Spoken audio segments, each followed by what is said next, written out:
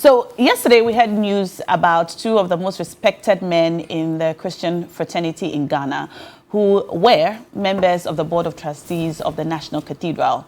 They have resigned. Archbishop Duncan Mills, I beg your pardon, well, he resigned last year in August, but yesterday Duncan Willaims and Reverend Eastwood, Anaba, have resigned. They cited issues which include the failure of the government to appoint an independent accounting firm to audit all public funds contributed to the National Cathedral, and said they have done this as a matter of conscience and faith. Now, after the resignation of Duncan Mills last year, a lot of questions were asked about what the position of the other members of the Board of Trustees was, and whether or not Duncan Mills was acting alone. Now, we've seen that two others have resigned. What does it mean? Where is this going? Are we to expect more resignations? Gentlemen, how did you take the news yesterday when you heard? Well, let me start by saying, in terms of the charismatic churches, and I'm not talking of the Catholics or the Presbyterians, the churches and Methodists, Lighthouse, perhaps, has built more churches than most. And so when it comes to, and I'm talking of huge edifices, like the Kadesh, then the one on the Aburi Road, etc. So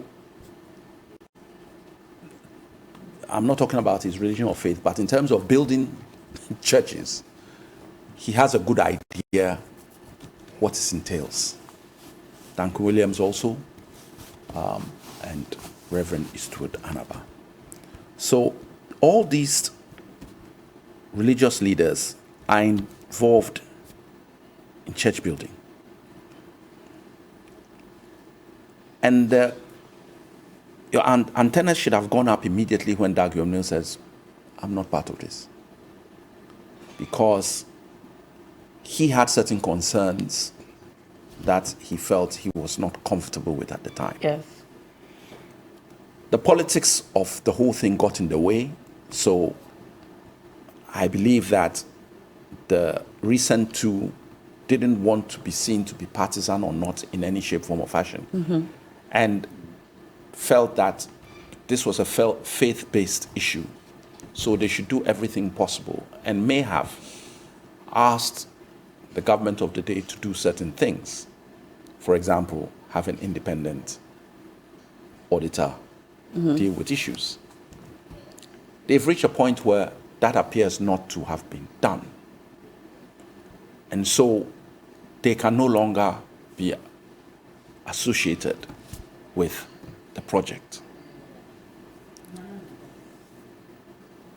I think that there has to be a serious look at that whole project. And let me jest a little. Maybe we should declare a state of emergency on the cathedral. As well. Because of the fact that too much has happened with regard to the cathedral. The membership, the raising of funds, the use of government money to deal with it, the quantum of the project, the fact that the quantum kept changing in terms of what the vision was initially and what it subsequently became, the promise to get monies privately and then use government funds to get involved in it, the scandal of a dual nationality, a dual identity for one of the topmost members of the board. It is cloaked, unfortunately, in scandal. And unfortunately for the government, it has come at a time when Ghana and the world have a serious financial economic crisis. And Ghana seems to have been the worst with haircuts, etc. So the cathedral is a blot on the government of the day. It's the best, and I'm not using derogatory language, but it is a blot on the government of the day because a lot of things have been done wrongly. And the way and manner these things are done, the accounting process, and yes, people will speak about it and have to find ways out of it, but there is a smell, and that smell is not good. So now when you have the religious leaders who were all behind it, peeling off one by one over a period, then the smell becomes even greater. Does it make a difference that they all say that in spite of their resignation, they still support the vision, the original vision? Does it make a difference? Nobody has a problem with what the vision is. People had a problem with it being a personal one. People had a problem with the use of government funding. Mm-hmm. People had a problem with the lack of accountability. Mm-hmm. No Christian has a problem with a new church being built. Okay. So I think that people should differentiate between what people's complaints were. Okay. And I haven't heard people will talk about the timing, people will talk about the size of it, people will talk about the cost of it. Nobody says a church is not a good thing. Not even people say that it's a misplaced priority. So timing. Timing. At the time. That's why I said timing is an issue. Okay. So everybody has a reason why this should not be at this time. Yeah. And the cost and the grandiose nature of it. Mm-hmm. And the location the of location, it. And what we did. It's like most things we said of the government of the day. In order to do something, you must first of all, as a good planner, know where your source of income is. Yeah. So if you knew that you're going to embark upon a project and it's taking you 2 years to raise 60% of the money, but it's a 5-year project, you can think that, okay, the remaining 40%, another 2 years I'll have it, and it's a 5-year project. Mm-hmm. You didn't even have that because you were not even sure what you wanted to build. And you had started breaking down buildings, which were useful. And in doing that, you incurred cost because all the judges they relocated and the embassies they cost money. Yeah. And that is still hanging. So in terms of the planning, left is a lot to be desired. I mean, the cathedral is a bad blot on the government of the day in terms not of the idea, but the way in which they've tried to execute it. And I know I've put my brother in a tight spot, but he's normally good at wriggling out, so we shall watch. Nana Komia, what does this resignation or these resignations mean for the integrity of the project? Thank you. I can assure my brother I am not in any tight spot at all. Okay. There is no tight spot. There are issues that need to be resolved. Okay. Fundamentally, I agree with him that the issue is not about whether it is necessary to have a national cathedral. And I agree with him on that score. Mm-hmm. And indeed, when you look at the letter from the two eminent religious leaders, Duncan Willaims and Anaba. Yes, Reverend Eastwood and Anaba. They clearly are committed to the project. And they are still hoping in their letter that they will be part of the project. They support the vision. When the issues that they have are resolved. No, sure. they have resigned completely. They are not looking to support the project as trustees. They are looking to continue to support the vision, but they are no longer part of the project. Yes, for now, because of the issues they have. But they support When you say for now, it sounds as if they are going to come back. Well, if you do you know something that we don't know? I don't know anything. Listen, I'm just looking at their letter. You support a project. Mm-hmm. You have issues with the management. Mm-hmm. So you step aside. But you support the project. So presumably when those issues are resolved, you are asked to come and lend your expertise. You come back because you support the project. And when you look at the letter, they've painted the vision in very glowing terms. And all of us support that vision, that a country such as Ghana, when you look at our neighboring countries, you can see that Ghana has been quite a favored country. You look at Togo, you look at Burkina, you look at Cote d'Ivoire, you look at Nigeria and Mali and so on. We are a haven. And it will seem clearly that there's a certain grace that has been bestowed on us. And if we are going to acknowledge God for his grace upon us, it's totally in order. And my brother seems to have a problem with the land. Did you say you had a problem with the land? I have a problem with the way the land was acquired so early, when we were nowhere with the money available to actually... Well, but if you don't acquire the land, then what are you going to acquire? Now, that land over there, in that part of Accra, these are prestigious, expensive lands, isn't it? But we've been giving it away to private developers to provide commercial accommodation.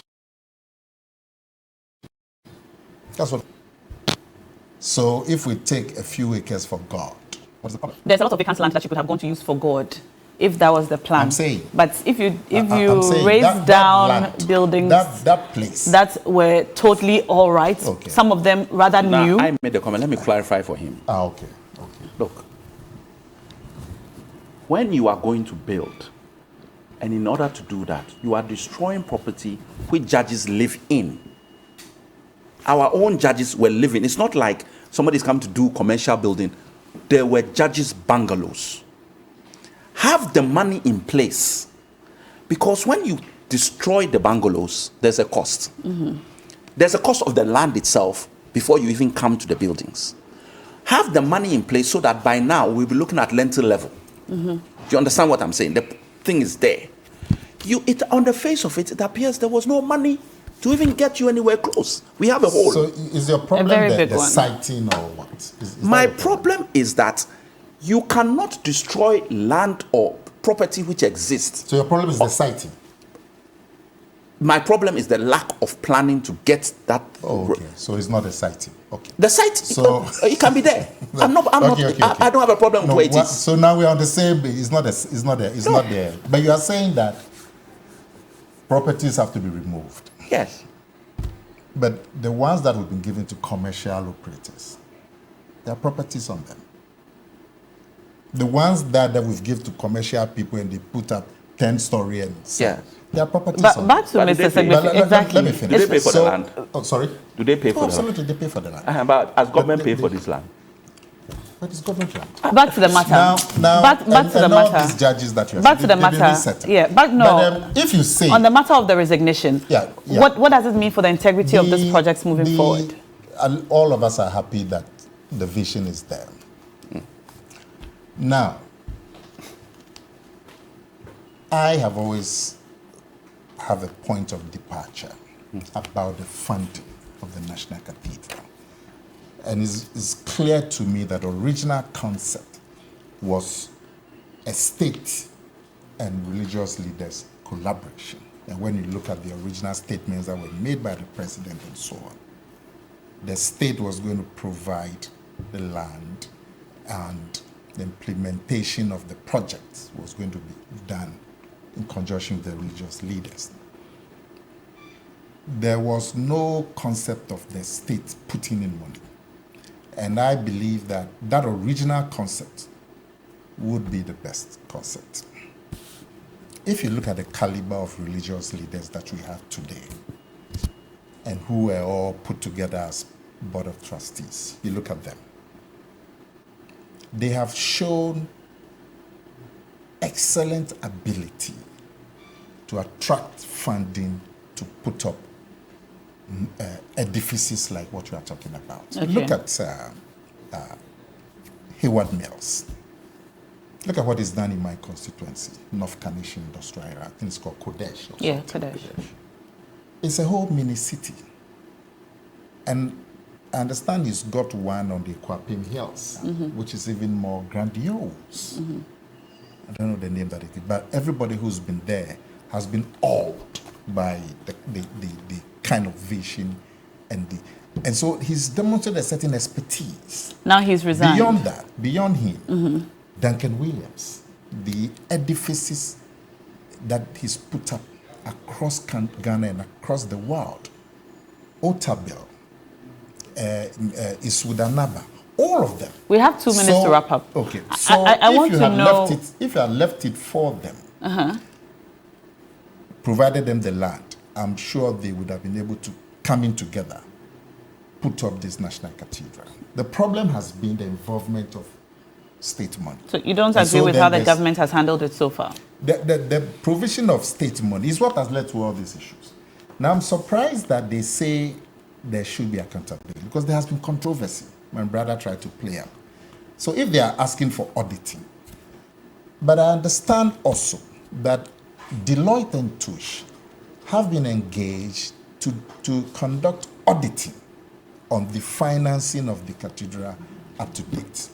So I'm a little surprised if the two gentlemen are not aware of the engagement of Deloitte and Touche, which is an internationally reputable firm, to conduct auditing. I don't know what the problem is. They are saying that there has been a failure by the government to appoint a private auditing firm. It has to be Are you saying Board of that Trustees, that they wrote to the Board of Trustees to provide the auditing. Okay. And they say that auditing has not been done. In their letter, they said it's the failure of the government to provide a private auditing firm. Well, whatever it is. But I believe that they wrote the letter asking for an audit to the Board of Trustees. Yes, okay. So if there's a failure, then it's on the part of the Board of Trustees. But like I'm saying to you, and I'll send you corresponding to that effect when I have your number, is there has been Deloitte and Touche appointed to conduct auditing.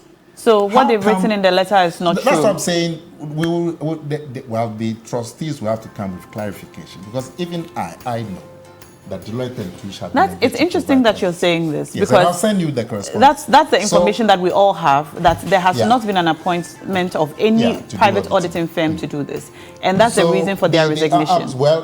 They've just resigned. Is it a public document? Look at it. So I see it. Deloitte Audit. Yes.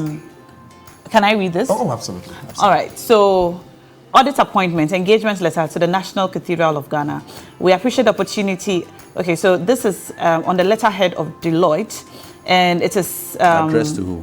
It is it just says, "Dear Sir or Madam, audit appointment, engagement letter to the National Cathedral of Ghana.